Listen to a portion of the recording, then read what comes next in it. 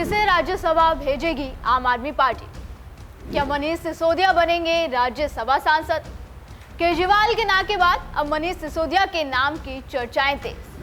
किस नाम पर पार्टी कर रही मंथन?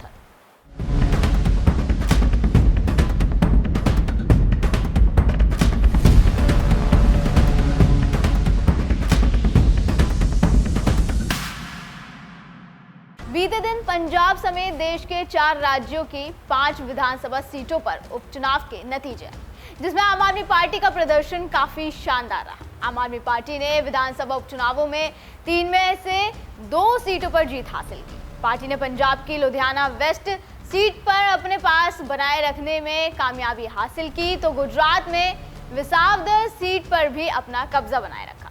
पंजाब की लुधियाना वेस्ट विधानसभा सीट पर आम आदमी पार्टी के प्रत्याशी संजीव अरोड़ा ने पिछड़ने के बाद अजय बढ़त बना ली और ये अंत तक कायम रही। उन्होंने कांग्रेस उम्मीदवार भारत भूषण आशु को 10,637 मतों के अंतर से पछाड़ते हुए जीत हासिल की, जिसके बाद अब राजनीतिक हलकों में ये सवाल उठ रहा है कि पार्टी अरोड़ा की जगह किसे संसद की उच्च सदन में भेजेगी। पार्टी प्रमुख अरविंद केजरीवाल, उनके दूसरे सबसे वरिष्ठ मनीष सिसोदिया या फिर पंजाब के कोई नेता?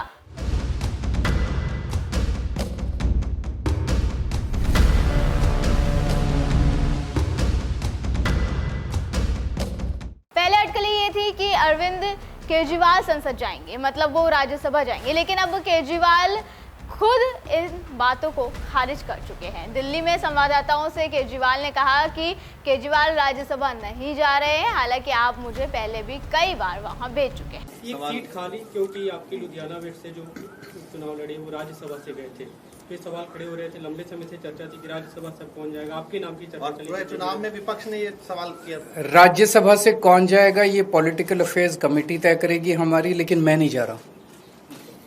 केजरीवाल नहीं जा रहा, आपने तो मेरे को कई बार भेज दिया अभी तक। मैं राज्यसभा में नहीं जा रहा, लेकिन कौन जाएगा ये पॉलिटिकल अफेयर्स कमेटी। अब उनके इस स्टेटमेंट के बाद कई सवाल उठने लगे हैं और इन सवालों को और ज्यादा हवा मिलने लगी है। राजनीति के गलियारों में चर्चाएं तेज हो गई हैं कि अब केजरीवाल किसको राज्यसभा भेजने वाले हैं, क्योंकि मीडिया से बातचीत करते हुए केजरीवाल ने इस बारे में अपने कोई पत्ते नहीं खोले। बता दें 2022 के विधानसभा चुनावों में पंजाब में प्रचंड बहुमत के बाद आम आदमी पार्टी ने अरोड़ा को 2022 में राज्यसभा भेजा था। हालांकि इस साल की शुरुआत में पार्टी ने लुधियाना पश्चिम से उनके उम्मीदवार की घोषणा कर दी, क्योंकि लुधियाना पश्चिम से जो आप विधायक थे गुरप्रीत बस्सी गोगी, उनकी मृत्यु हो गई, जिसके बाद ये चुनाव हुआ। अब संजीव अरोड़ा यहाँ से जीत चुके हैं, जिसके बाद अब उनकी ये राज्यसभा सीट खाली होगी। इस वजह से ये चर्चा शुरू हो चुकी है। अब सवाल ये है कि क्या मनीष सिसोदिया को ये मौका मिलेगा या कोई और नेता इस सीट पर जाएगा, क्योंकि चर्चाएं मनीष सिसोदिया के नाम को लेकर काफी तेज चल रही है। मनीष सिसोदिया आम आदमी पार्टी के वरिष्ठ नेता हैं और दिल्ली के पूर्व उप मुख्यमंत्री रह चुके हैं। पंजाब में पार्टी के प्रभारी भी हैं और लुधियाना उपचुनाव में उन्होंने प्रचार में काफी अहम भूमिका भी निभाई है। दिल्ली विधानसभा चुनाव 2025 में उनकी हार और शराब नीति मामले में जेल जाने के बाद राज्यसभा उनकी राजनीतिक वापसी का एक बड़ा मौका हो सकता है। कई आप नेताओं का मानना है कि सिसोदिया इस सीट के लिए सही विकल्प है, क्योंकि वो अनुभवी हैं और संसद में पार्टी को मजबूत कर सकते हैं। वहीं कहा यह भी जा रहा है कि पंजाब से किसी स्थानीय या दलित नेता को ये सीट दी जा सकती है, ताकि स्थानीय नेतृत्व को बढ़ावा मिले। लेकिन मनीष सिसोदिया इस सीट के लिए सबसे मजबूत दावेदार लग रहे हैं। उनकी अनुभवी छवि, पंजाब में सक्रियता और पार्टी के प्रति निष्ठा उनके पक्ष में है। ये उनके लिए राजनीतिक वापसी का बड़ा मौका भी है, जैसे कि मैंने अभी बोला था, खासकर दिल्ली में हार के बाद। इसके अलावा आप पंजाब में अपनी जड़ें और मजबूत करना चाहती है। अगर पार्टी स्थानीय नेता को चुनती है तो ये पंजाब के कार्यकर्ताओं को प्रोत्साहन दे सकता है, लेकिन अभी तक पार्टी के पास ऐसा कोई मजबूत नाम शायद है नहीं।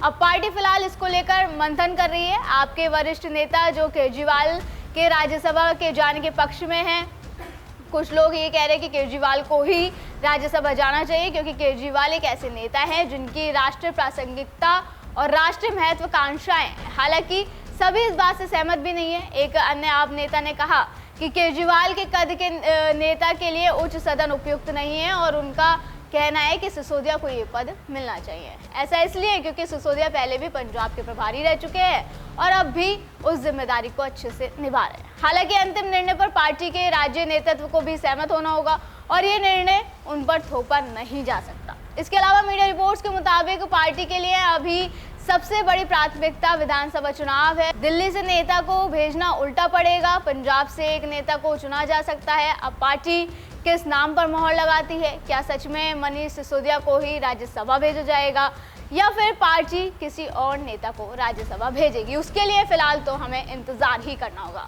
वैसे आपको क्या लगता है, पार्टी किस नाम पर मोहर लगा सकती है? हमें कमेंट करके जरूर बताएं।